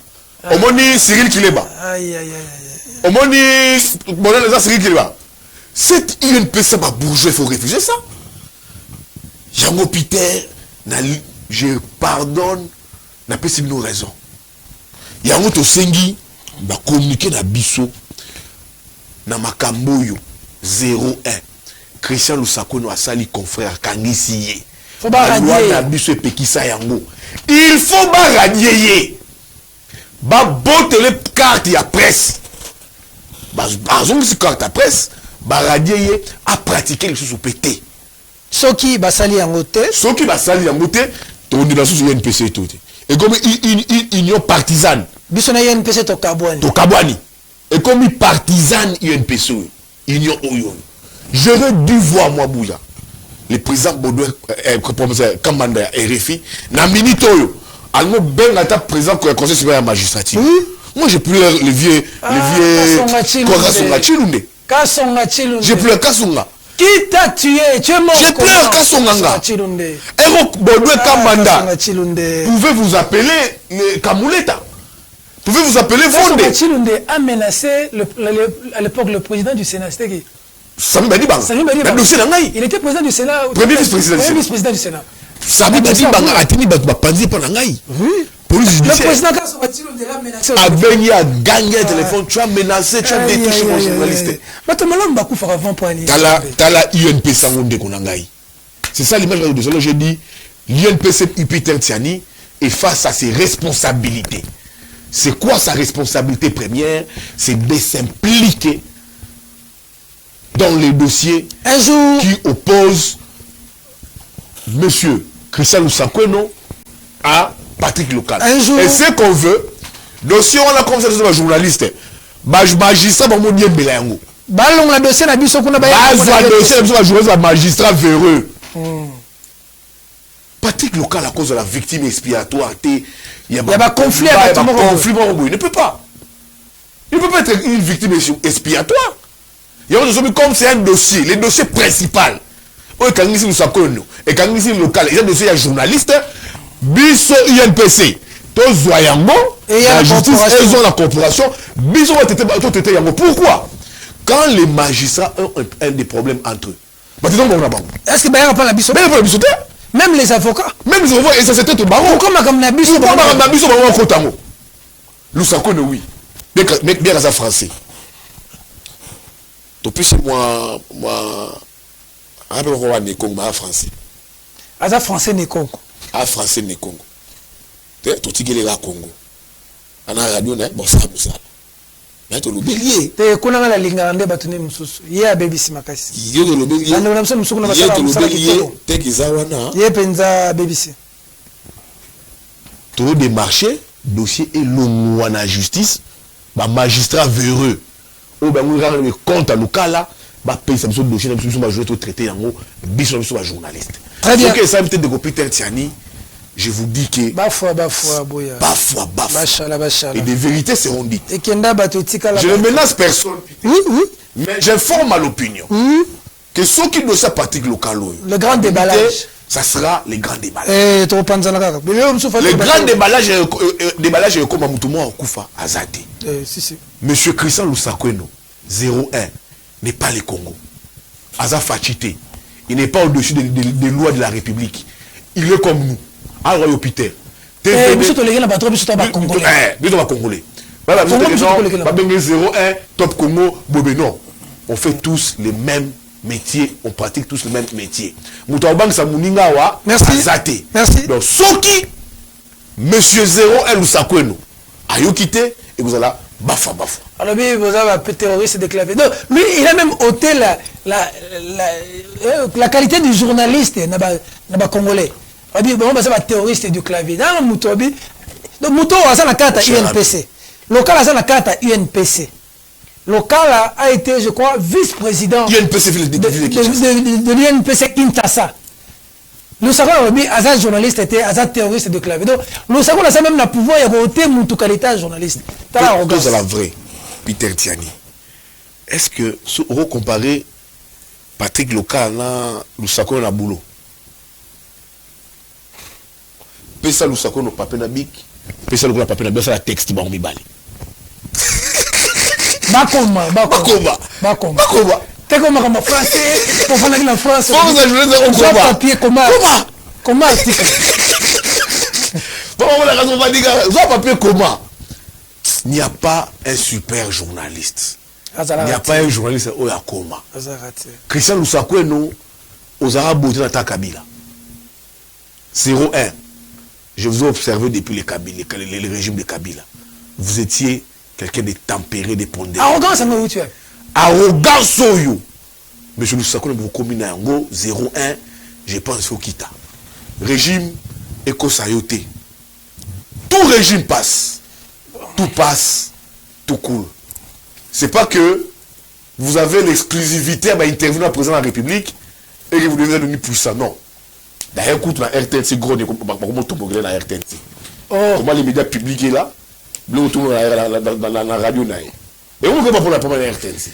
Donc, monsieur Lusako, nous avons intervient sur Basali Babourde, chef. Chef Abimina, il a chef a bien diminué le pouvoir d'achat, la montage. Eux qui se disent professionnels des médias. Pour aller qui sont dans Ça, je dis, monsieur, nous sacrons, nous errons. Quitte à nasser, tu as contre yoté, tu as un problème dans yoté, tu nous la répété, tu as envie à répéter. Personne ne passe midi chez toi. Personne. Très bien. Donc, quitte à nasser, si on quitte nasser, biso peut en ce moment te retrouver solution pour que Makambo est bonga. Merci. Ce qui est mon mime PK, cette bagarre ici, et Kozala, il y a ma foi, Tokobunda Tinasuka, et s'il faut qu'il y ait d'autres Patrick Local en prison, je pense que ça serait. Tu as été à Makala, non? Quand j'étais là-bas, il y avait 10 000 prisonniers. Tu étais là-bas, il y en avait 13 000. Mais Bangouana, les puissants du régime. Tu as bon Makala, Bella. Je sais là comme toi, mon Makala, Bella Terre. Comment on a Bella Terre? On a en bonne santé. Très bonne santé. Oui, bonne santé. Alors, on dit que la prison ne nous fait pas peur. Non, le côté. Faut arrêter, non? Faut arrêter. Donc, l'UMPC, le président Baudouin Kamanda, c'est une grande et forte interpellation. Merci. Deuxième dossier, Bouya. Fomine. Bandeko ba bengiawa Fomine. Na moni yo ba tweets banini. Qu'est-ce qui se passe na Fomine? Le DG à Fomine, ils ont sur la ndenge DG wana. Il reçoit des tirs de gauche. Non. Que se passe-t-il na Fomine? Le problème de la Fomine, c'est quoi, Peter Tiani? Les DG Zaliona comme les Faustin Biringanini. Bakria Fomine. Qui n'existait que dans la lettre et décret, dans ordonnance. Qui n'existait que sur papier. Sur papier. Fomine qui veut dire. Fominier pour les générations futures. Pour les générations plus futures. C'est normal, tu as sous Kabila, même tu as activé en haut, ils ont Tshisekedi. Pourquoi parce que non, tu as un bon, tu as un bon dans mon solo, il y a une mine, mais tu réserves pour un projet d'aide, pour l'investissement. Les Fomines qui n'existaient que sur papier. Ndekouanaye, Faustin Biringanini, il a managé service one. Les Fomines a managé en comment? A eu à soirée à Pessi Bango siège. On va travailler d'abord. À équiper siège. Sa capacité managériale. La promesse au yo-yo. Na plan d'ébauche à Salaka. Pour l'existence de la Fomine, à Lobaka, en 6 mois sur la Pessinga Fomine, je vais mobiliser 200 millions de dollars. Ce qui fut fait. En 6 mois. En 6 mois. Dans le cas, il y a un prélèvement, il y a des taxes venant des industries minières.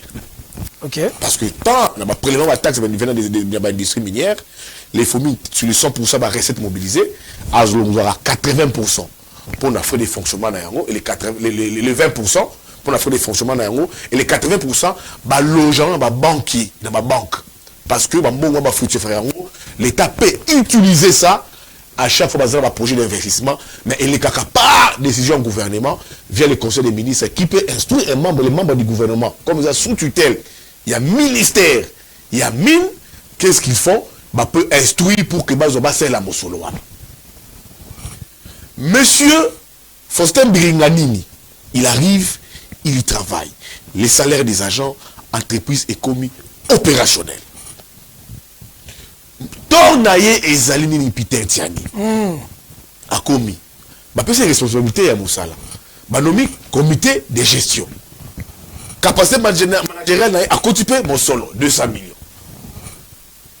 Au moment où je vous parle, les fonds miniers a un fonds d'investissement à hauteur de 700 millions de dollars. Et l'équipe de Kami, et l'équipe CNSS au Monaka. Fomine au Monaka. Donc, on dit tous les avions. On a le conseil des ministres qui ont pour avion, comme Air Koufi, balancer Air Congo, un partenariat avec Éthiopienne, donc on a CNSS. Pour que tu sois 30 millions sur 50 millions. Fomine peut sa biso à 250 millions, 200 millions. Les lots, tu payes l'avion et que l'État congolais a commis qu'on rembourser dans le temps. Dans le temps. Parce qu'ils ont les messieurs a augmenté ma prime. Il y a des agents. Il y a des cadres. Comment les noms? Faustin Biringanini. Emmanuel Faustin Biringanini Fomine. A augmenté ma prime Eh bien, na mona ta photo. C'est ça. Même moi, Biringanine. Biringanine, le gars la photo de Fomine, le gars la Fomine, DG tout comme ça. Même moi chez moi, ça m'a tout le monde contré. Mais quand j'ai vu les réalisations, j'ai dit c'est bon. À Matisse, il a augmenté ma prime. Il y a ma agent, il y a ma cadre. Mais ça, il reçoit maintenant des tirs. Oui, mais c'est ça le problème. Ma benne est en j'en viens. À Salinini, a doté ma cadre en ami Touka. Char automobile. Ma cadre est à Fomine. Il y a Fomine, Bazumi Touka, ma cadre pour la mobilité na bango. Azui a Sombeli Fomine qui est locataire, une concession. Nambonga Fomine, avec fonds propres. Même si 3 millions de dollars. Bazui tout son siège pour locataire, Totonga, un immeuble sur lui, 7 étages. Tu vois, Yango Asali, à Sombi. Il dit, il faut comme ça Fomine une banque d'investissement. Pour ma banque d'investissement, il faut un maximum en banque une affaire à 200 millions. Mais Fomine les en a. Ok. Et Zali, l'élément de tout le monde contient en compte certains membres, il y a comité de gestion, Bazunini, Téléméli. Na minute. Il reçoit des tirs. Et des deux, ex-ministre, qui a Catherine Samba, il y a UDPS, il y a ministre Amine, parce que Fomine, il y a sous-tutelle, il y a ministère, il y a Mine. L'ancienne ministre de l'ancienne ministre, il y a UDPS. Madame Akatara Souke. Oh, Fatia Longola. Oh, Fatia Longola.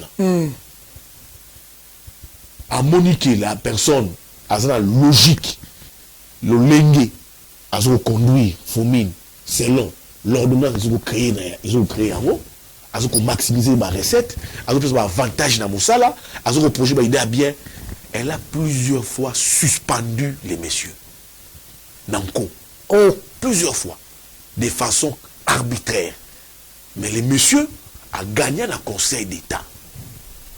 3 fois. Attaquant, décision, et madame la ministre, le Conseil d'État à Longa. Comme a gagné à 3 reprises, on dit tout ma moutou. Ma bolam ou entreprise, mais nous avons lingi kaka mo abe pour la moutou moussa longwa bozwa mbongo. Bozwa moutou moussa mbongo wana. Bah c'est une promesse koutou que fonds ya Fomine comme ils ont un compte mon corps secret, compte mon caché, un compte mon séquestre, il faut que fonds ya Fomine libanais moi Girarango. Oh. Oui. On a une décision. Oh, mais t'inquiète. Il va avoir 150 millions de dollars, il y a Fomine. 150 millions. Bon, à l'État congolais. Bah, minéré na biso. Na ba minéré na biso. Donc, Fomine vivant na bon minéré na biso. Bah, la génération future. Et que ceux qui minent vidé, tout ça va projet d'investissement. Mais il y a des gens, on va se comprendre des Foster Biringani, ni lobby,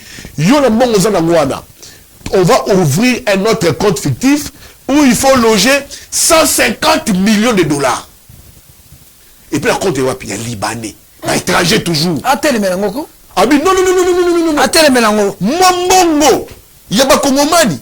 Et où tu vas minérer à Congolais, il y a 2-3 personnes qui sont dans mon solo. Oh yo, la tchaï dans un compte fictif. Et puis, d'un Libanais, 150 millions. Il dit, Naboui, son tort, attaque Ebani, jusqu'à ce qu'à la Makala. C'est quoi ça, la Makala? À côté de Makala. Il est habillement. Oui, habillement. Il a fait, je pense, 2 mois Makala. Kapa la Makambo. Kaka Makambo à Fomino. Talamboka. Kaka Makambo à Fomino. Ake Makala, bah suspendre Ake Makala, il 2 mois la Makala, et puis à Bimi. Et puis après, quand la dernière procédure dans le Conseil d'État, bah réhabiliter à Zongi Moussa n'a impité. Qu'est-ce qu'on a tout le monde a minute à Zawa, à Zongi Moussa là. À Zongi Moussa en a congé. Très bien. Maintenant, et là, Moussa Zanim, à Zongi congé, à mon comité de gestion, est engagé 87 personnes. L'absence n'a pas. Tant a congé. La congé. Et on dit, bah, gouvernement, tu dis batou. 87 personnes. Il arrive, vous dit, oh, mais 87 personnes, il y a vacances où? Oh, ah, non, moi, c'est 87 personnes. Non, d'accord, c'est qu'on dit 27 personnes ou 25 personnes. Problème est bandit en voilà. Bah, tout le monde 87 personnes. Bon, tiens, bah, on va. Ton foot, bah, on Bazuni. bazui mwasi bana bandeko comme d'habitude ba vice maman banini vice maman et tout comme ça. Ah oui, voilà budget te fonctionnera yango za autant. Regarde la masse salariale qui n'a pas salaire à bateau ça autant. Sur bateau, là d'accord toi engagé. D'abord tu là d'accord toi engagé. Mais dites-moi 87 personnes. Ba roulia ndenge nini. To foto ba ndenge nini. Et voilà les lots problème ils ont les na formulé parce que il y a une personne qui a dit non au détournement. Faustin Biringanini. Il a dit non à la corruption. Il a dit oui à la bonne gestion. Fonds miniers, ils mangent au Konzambo à Lingelingi. C'est ça. Maintenant, les fonds miniers qui n'ont même pas 5 ans d'existence, 10 ans d'existence, en termes d'opérationnalité, et comme plus que ma banque. Et l'équipe n'a ma banque. Grâce à un homme. Grâce à une personne. Ils ont besoin de Kumisaka à Lingeti. Ah, le bibi.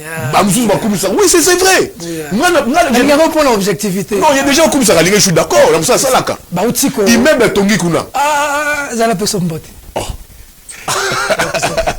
Il même la Tongi Kuna. C'est encourageant. Nani. C'est encourageant. Et si. Peter. Akokende akotikango. Ah, aux objectifs. Congolais ils vont s'en servir. J'ai du respect pour toi. Alors dis-moi pour toi Peter. J'ai du respect. Ils ont mongo ya Congolais. J'ai du respect pour toi. Alors, Alingue tu vas partir. Immeuble on est rotika. Atongi on est rotika là. Alors après ça Alingue ta rosaille là yango. Peut-être bal ba Congolais biso les gens diront. Et puis immeuble porte le nom du Sphinx. Voilà, il y aura Étienne Tshisekedi. Il y aura des gens qui diront que immeuble ta tonga yango zanani. Jules Alingue. Oui niveau. Oui nouveau accueilli. Ils ont encore Alingue tété. C'est comme ma tête à travailler ici pour les pays. Immeuble intelligent. C'est privé. C'est ça ma tête. Tu vois. Maintenant yes koyo. Famine botika la DG. Botika DG Biringani neba. Bon nini mboko oyo. Boko mataka kaka les meilleurs pourquoi Congo. Tu vois. C'est ça moi quand j'ai écouté j'ai dit non. Il fait face à une injustice comme pas possible. Peter Tiani. Tu sais que les lots on étudie sur nos sous-sols. Sous-sol. Il y a un projet là, Excalibur. Ils ont travaillé sur sur les gisements à venir. Excalibur. Les fonds miniers, n'a pas entreprise et emprunté dans le projet Excalibur un montant à hauteur de 22 millions de dollars. Kaka, en plein exercice, pour que Excalibur, qui est un projet qui travaille avec les ministères des Mines et d'autres structures, va découvrir un gisement à venir, un gisement futur, va exploiter pour l'intérêt des Congolais. Pendant l'actif Kaka, il y a Faustin Biringani. Les mêmes Faustin Biringani, AZUC et CC. Une entreprise, une société qui est chargée de évaluation, contrôle et certification des minéraux, après c'est 19 millions de dollars empruntés au rembourse. Parce qu'ils avaient des projets bien ficelés. Va détecter les produits sous-miniers. Au lieu des fois, minier moussous, fisc, c'est quelqu'un qui maîtrise bien le domaine. Oui, et Chapaka, na contrôle fiscal. En termes, il y a maximisation des recettes. C'est quelqu'un qui maîtrise son secteur, c'est normal. Regarde son parcours. Très bien. Azala, dans le service, il y a contrôle. Je crois, les services d'inspection. Il y a inspection des services de contrôle. Directeur de l'inspection des services de contrôle, qui est sous tutelle du ministère des Finances. Bien. Et ayant été directeur, il y a inspection des services de contrôle. Il est là, hein? Voilà, il est là. Oh, c'est la même beauté. Il a tout mon respect. Ayant été là-bas pendant des années, contrôle na entreprise minière Peter Tiani et permettant na entreprise minière wana maximiser ma recette. Et il y en a plusieurs entreprises que la Moussa a contrôle qui s'élargit même à cette entreprise minière, dans l'industrie minière, il est encore à la tête, il y a direction, il y a inspection des services de contrôle, il y a des entreprises minières.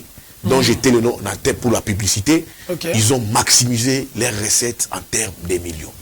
Mais maintenant, malheureusement, dans ces pays, il y a des gens, dans les gouvernements, dans les régimes, aujourd'hui, bah, créer une entreprise pour un intérêt. Pour les générations futures, intérêt à Congolais, la tel problème, il y a un avion.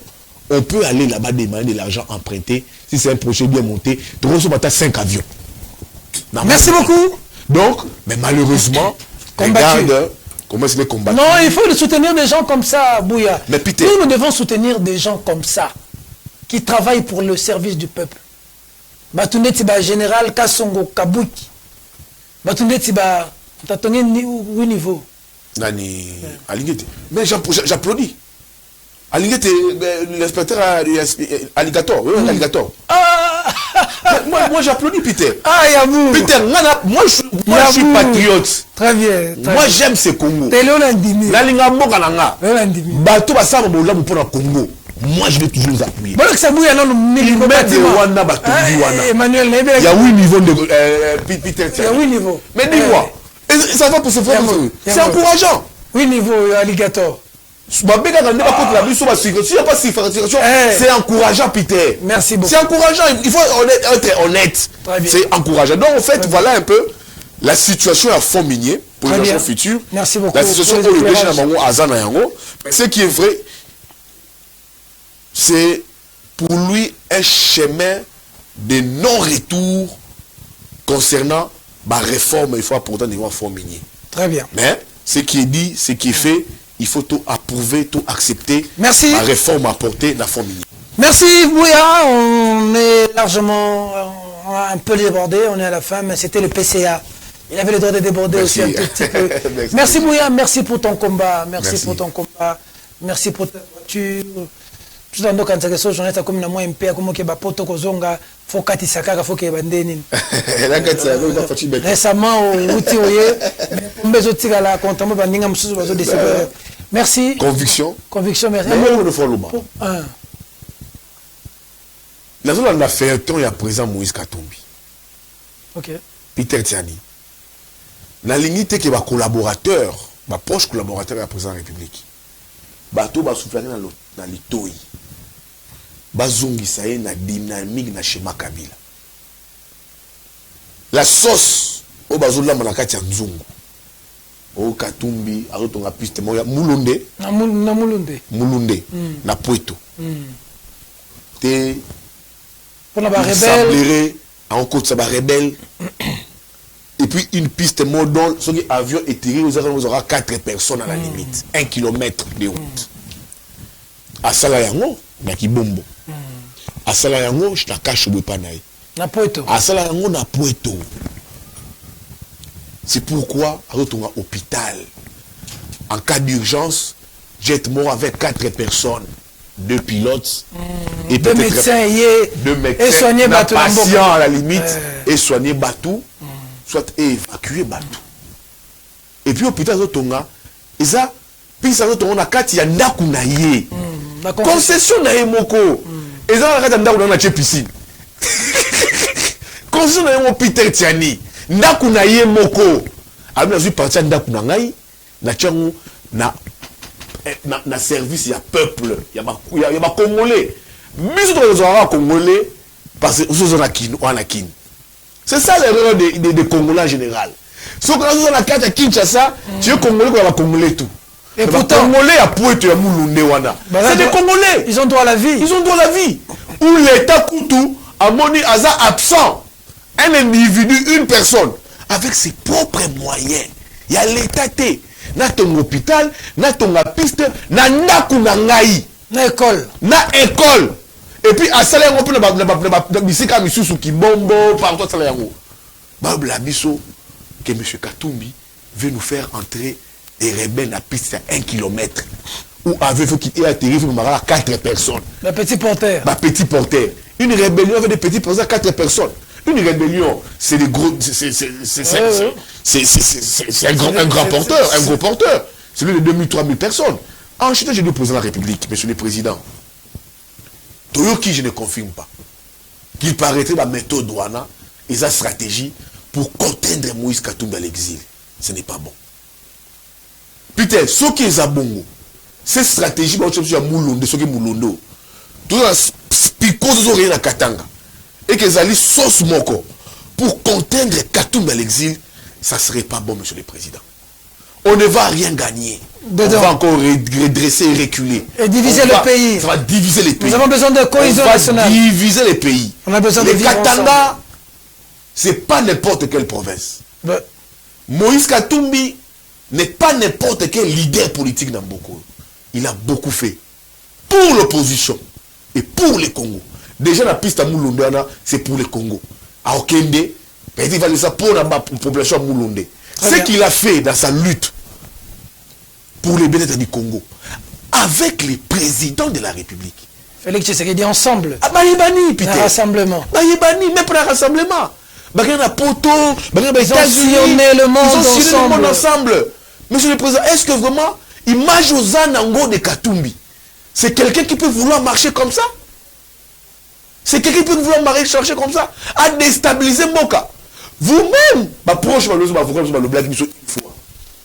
une fois, on avait fait une proposition à Katumbi de financer la rébellion à Boya. Il a refusé. Il a refusé. On a beaucoup d'angaï, la Simba ce que j'ai fait, c'est l'amour de mon pays, c'est l'amour du Congo. Mais malheureusement, Batou, Balingi va utiliser un mot mabé. Ceux qui souffrent, monsieur le président, à vos oreilles, à vos côtés, quand ils vous disent Katumbi a fait ça, c'est Katumbi là, vous ne l'écoutez pas de loin. Vous l'avez pratiqué. Vous le connaissez. Vous le connaissez. Est-ce que vous avez un combo?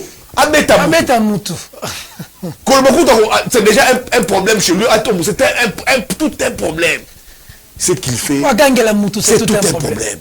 À cela, on a amour ya Congo. Merci. Ce qui va avoir une dynamique que Peter Tiani, quand on fait la cohésion nationale, la cohésion nationale, et puis ça, oxygène politique à Tshisekedi, tu vois, je suis à Fayoulou, quand même, la cohésion nationale.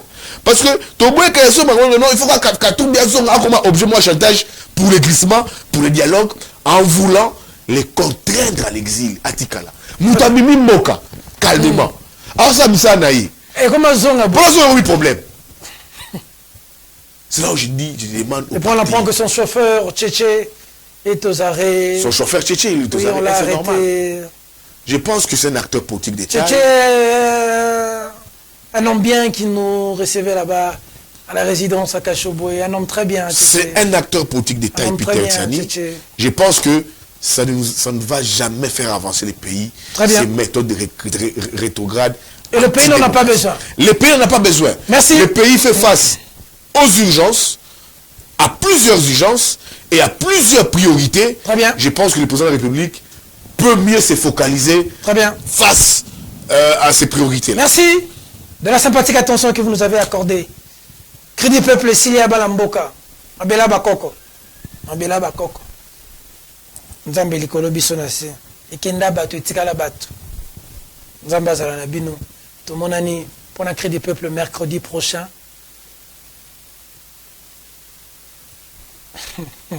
Nzambe azala na biso. Pour son édifice, le Congo a besoin de la participation de nous tous. Mesdames, Mesdemoiselles et Messieurs, cette émission est terminée. Au revoir. Merci Abou. Merci bro. Merci beaucoup. Merci.